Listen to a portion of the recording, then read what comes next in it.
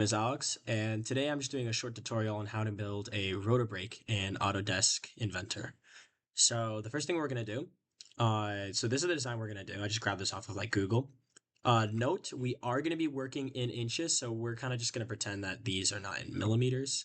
So our design is going to be a little funky, but that's okay. So first thing we're going to do is hit new, and then we're just going to go to standard. And we just got to wait for that to open up. All right, okay. So first thing we're going to do is we're going to start with this because this is for the later extrusions we're going to do. But for now, we're just going to deal with this circle. So we're going to start off and I'm just going to pick the XZ plane. And so first, let's take a closer look at this for a second. So let me just make that a little bigger. All right. So what we're working with is that we have some ridges here. We have all the data on the diameters. And then we have the information that we have for these little small circles. And so it doesn't really show, normally they would show like the pluses to indicate that there's a hole. Typically in other rotor brakes, these are like, these go through all the way through the design. So we're going to be doing that here, even though it doesn't really indicate that. But yeah, so what I like focusing on when we first do these kind of designs is to just do the biggest shape possible we have right now. So just looking at it now, we can see that it actually shows here instead of where the other data is. So we can see that the diameter for this big circle is going to be 235 millimeters. So we're just going to do that in inches because I can't be bothered to change my units. Hold on. Pretty big circle, so sometimes you do get a little lost, fortunately. Well, there you are. Okay, so there's our first circle. So next, we are going to do this circle here. So we have, just lining that up here, 143. Then the next one we have 135. And then we have 126. And then I just realized it showed the diameter here as well. So another note. What else do we have? And then we have 65. Okay, so that's our rings done. So now we see that we have some circles here. Normally, compared to other designs, they would typically have some dotted line going through all of these to indicate, what radius that's at. But I guess they've just decided to take some artistic liberties with this. So what we're gonna do is we are just going to we're gonna do construction line. So again, just quick reminder, construction line is this red icon up here, and that makes it so that your lines are dotted. So what I'm going to do is just make construction lines here, here, here, and then let's just assume that, because again, they have not given us any information. Let's say that this small circle here and this small circle here are going to be 45 from the center. So what we can do to do that is we're still in construction line. So if you hit tab while you're scaling, you can go to your angle. And then from here, let's just say 45 degrees. Oh, I think I misclicked. 45 degrees. So now when you hit tab again, you'll be locked into this kind of rigid line because your angle's now set. See that the little lock icon we have going on here. Just taking a quick look at it again. Honestly, I might just do 35 instead. Let's see that.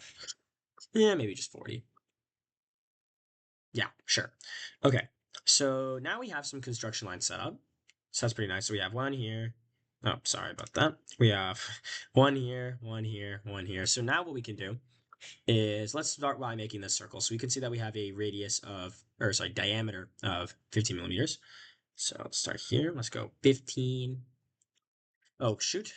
Actual common mistake. That's a very common mistake. Turn off your construction lines. That is a very important thing to do. So because we made this construction line, we can just go to the center here. Again, just eyeballing it because they didn't really give us any concrete dimensions here. Thanks, guys. So 15 there. So that's a circle. And then what we can do, instead of having to do all the circles, is that we can hit this. This is the circular pattern tool for sketching. So we can hit this. So we're selected the geometry. and then we can hit axis. And so this essentially, the axis is we're going to be what it's rotating around. So now you can see here, because I have it at 6, there are now 1, 2, 3, 4, 5, 6 copies, or there's 5 copies of this one thing. But we don't want that, so we just want 4. And so now it's perfectly aligned with what we see in the drawing where we have 4 identical circles. So this is a very useful tool. I use this one a lot.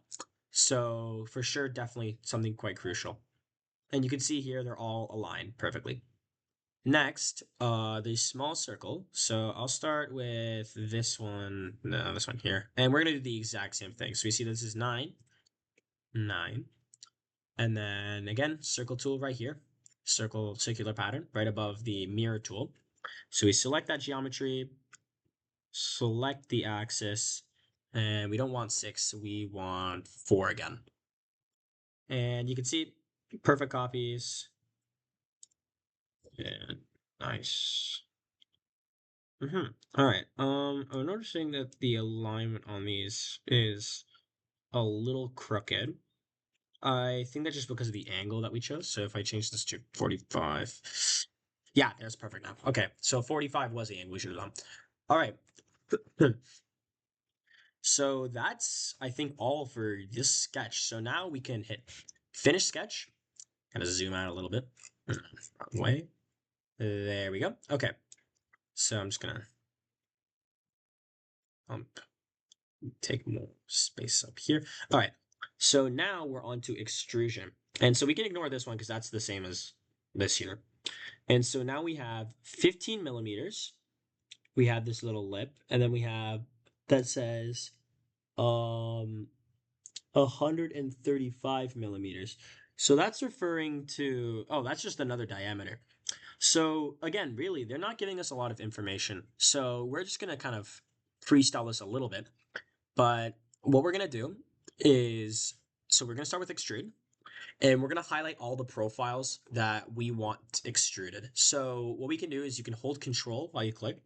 So we're just going to hit this, this. Again, typically in rotor brakes, these circles are going to be hollow. So that's why I have not selected them. And then let's do this and this. Oh, hold on. That's not what I'm trying to do. What are you doing? There. Okay. And then it said 15. 15. Okay. And so this is not bad so far. But again, because we still want to convey those ridges. So what we can do is we can go back into, where is it? Sometimes this will hide. We're just looking in the timeline now. Sketch. So if we right click this, we can toggle visibility. You can also do Alt V. And so now with this visible again, we could, if we hide our extrusion, I think you might need to hide the body instead. There you go. So now if we do that again, so we can just extrude. Let's do, sorry, sometimes it's hard to grab these profiles. Let's do this one. And instead of 15, we'll do maybe 16. And so this Boolean condition, so as you can see here, because now it's red, we are hiding the body, so it's a little harder to see. So let me just, oh, I can't really do that right now.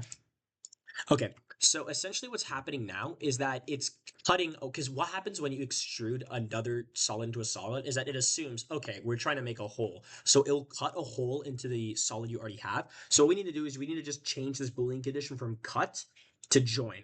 So now this will all become one body, essentially. And so now if we hit OK, then now when we make this visible, okay, oh, it appears to have gone the other way. I think that's because if I just go back, let me just try that again. Let's zoom in. 16 inches join. Maybe just grab that. There you go. 16. Okay. And then if we go back to our solid, let me just make this visible again. There you go. Now we have a little lip. And we're just going to repeat the same thing for the other. And again, because they didn't really include a lot of, we can probably close this now. So they didn't really include a lot of details for that one. So we're kind of just freestyling this now. So back to our procedure, turn this invisible, go up and extrude, click this, change the Boolean to join, got a little arrow to make sure it's not going backwards. Very unusual. I've not been working with Inventor a lot. I've done mainly Fusion 360, but I know that these programs sometimes just do that. And again, a little abstract to see because it's invisible. But this green is essentially joining the other stuff we made. And, let's just do 19 inches. And then when we make this visible again, see, now we have a lip. All right. So this was a very rudimentary kind of design, really. I think the most important takeaways I feel like is just focusing on construction lines is one for sure, because once you have like a solid framework, as you saw like in the design process, like with the sketch, if I just hide this again, you can see like we had all of these lines set up where once we had those, we could just kind of make one circle and then just use like circular pattern to rotate it around. So for more complicated designs, they will like this design was a little weird. It didn't show construction lines, but normally ones will show little like lines like where this green line would be. And it's I feel like it's really important to kind of like map those out because it gives you just a really important like framework that you can kind of more easily put geometry into. And then after that, I'd say the most other takeaway from this is just to kind of when you're extruding to just make sure just make sure that you have the proper like profiles. Obviously that goes without saying. And I really like just turning on the sketch to go back and forth to do it, but there are other ways to for sure. But yeah, no, I'd say main takeaways is obviously use your construction lines, and when you're extruding just kind of be careful that you're not cutting, because I've had projects where you just kind of like have to do it over and over again because you're always cutting something. And yeah, so yeah, this is the first rotor break. Congratulations.